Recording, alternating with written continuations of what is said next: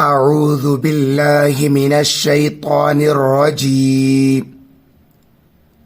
بسم الله الرحمن الرحيم. وقالوا هذه أنعام وحرث حجر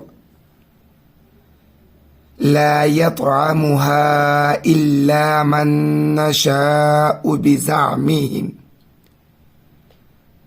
بزعمهم وأنعام حرمت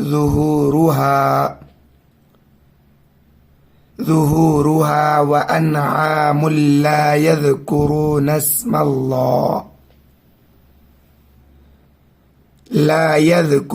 اسم الله عليها افتراء عليه سيجزيهم بما كانوا يفترون. وقالوا ما في بطون هذه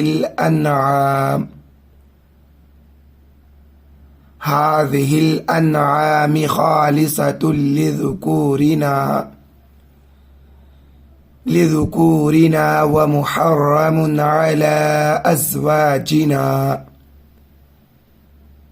وإن يكن ميتة فهم فيه شركاء سيجزيهم وصفهم إنه حكيم عليم. قد خسر الذين قتلوا أولادهم سفها بغير علم وحرموا ما رزقهم الله افتراء على الله قد ضلوا وما كانوا مهتدين. وهو الذي أنشأ جنات معروشات وغير معروشات والنخل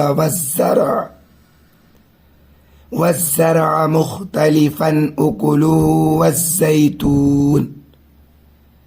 والزيتون والرمان متشابها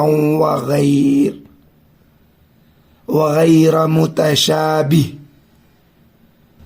كلوا من ثمره إذا أثمر